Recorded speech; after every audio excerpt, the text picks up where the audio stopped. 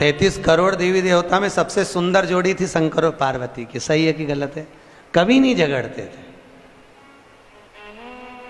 इसलिए पृथ्वी पर ना तो लक्ष्मी जी के व्रत हैं, ना ब्रह्माणी के व्रत हैं, ना इंद्राणी के व्रत हैं। अगर पूरी पृथ्वी पर सबसे ज्यादा व्रत किसके हैं? माता पार्वती। तीज का व्रत किसका? पार्वती का। चतुर्थी का व्रत किसका? पार्वती का। चौथ का व्रत किसका? पार्वती का। छठ का व्रत किसका? पार्वती का। जितने व्रत है सब माता पार्वती। लक्ष्मी जी का कोई व्रत है क्या? अरे बोलो तो, ये आप लोग वो वैभव लक्ष्मी का व्रत करते हो, ये पुराना व्रत नहीं है, ये तो अभी अभी लोगों ने चालू कर दिया। ये लक्ष्मी, यहाँ कई लोग अमावस्या के दिन, दिवाली के दिन व्रत रख लेते हैं, हमारे शास्त्रों में उसका भी प्रमाण नहीं है। वो तो तुम लक्ष्मी के चक्कर में रख लेते हो कि दिन भर भूखी रहूंगी तो लक्ष्मी जल्दी आ जाएगी। नहीं तो ये हमारे शास्त्र में प्रमाण नहीं है लक्ष्मी जी के व्रत का। कहीं सरस्वती का व्रत है क्या? ब्रह्माणी का? अरे बोलो तो सर, बसंत पंचमी के दिन रखती हो कि सरस्वती का व्रत? नहीं, केवल एक व्रत माता पार्वती का। क्यों नहीं है? लक्ष्मी का व्रत इसलिए नहीं है क्योंकि माता लक्ष्मी भगवान नारायण को श्राप दी थी। जब लक्ष्मी जी श्रृंगार कर रही थी और इतने में भगवान विष्णु आ गए और भगवान विष्णु ने लक्ष्मी जी का मुख देखा, देखकर हंस दिए। इतने में लक्ष्मी को क्रोध आ गया, हे नारायण तुम मुझे देखकर हंसे हो घोड़े की तरह, इसलिए मैं तुम्हें श्राप देती हूं, तुम्हारा सिर कट जाए और तुम्हें घोड़े का मुख लग जाए। तो भगवान नारायण को घोड़े का मुंह लगा और नारायण का हयग्रीव अवतार हुआ। कौन सा अवतार? हयग्रीव। ये लक्ष्मी का श्राप नारायण को लगा था, इसलिए लक्ष्मी का कोई व्रत नहीं। ब्रह्माणी ने ब्रह्मा को श्राप दिया था पुष्कर राज की भूमि पर।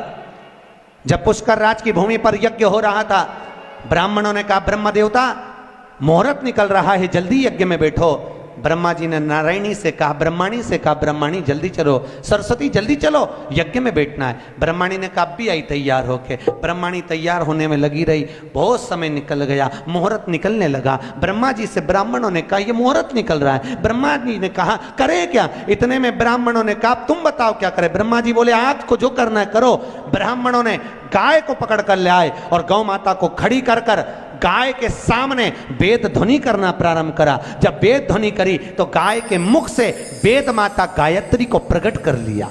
गायत्री को प्रकट करा, ब्रह्मा जी के पास में गठजोड़ा बांधकर बिठा दिया। जैसे बिठाया उसी समय पर ब्रह्माणी आ गई और ब्रह्माणी ने आकर देखा ब्रह्मदेव तुमने मेरी जगह पर दूसरी नारी को बिठाया है, मैं तुम्हें श्राप देती हूं, तुम्हारे पृथ्वी पर कहीं मंदिर नहीं बनेंगे। ब्रह्माणी ने श्राप दे दिया।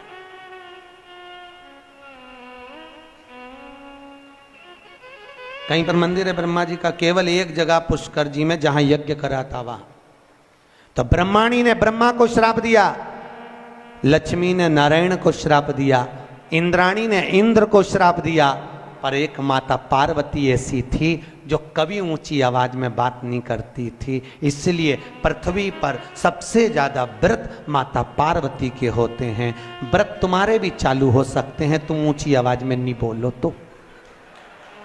व्रत करा दिक्कत नहीं है, व्रत तुम्हारे भी हो जाए चालू, बस तुम मीठा बोलो तो व्रत चालू करने में किसको दिक्कत। कई कई बुजुर्ग माताओं के तो आज तक व्रत चलते हैं। सही है गलत है? कई कई माताएं कहती हमारी सास ऐसी थी, इतनी बढ़िया गुरुजी, हमारी दादी सास ने ऐसा नियम बना दिया तो नियम चल रहा है। ये व्रत नहीं तो और क्या? जो सास दादी सास बना के चली गई वो नियम आज तक चल रहा है। ये व्रत ही तो है, उन्होंने अच्छा करा इसलिए नियम चल रहा है। तुम भी कुछ अच्छा करो, खूब प्रेम से बोलो, मीठा बोलो, अच्छा बोलो, तो तुम्हारी बहुएं भी कहेंगी हमारी सास इतना जोरदार बोलती थी, इतना जोरदार, तो तुम्हारे व्रत चालू हो जाए। अब तुम जब भी बोलो तो चामुंडा और चंद्र घंटा की तरह बोलो तो कौन व्रत करे?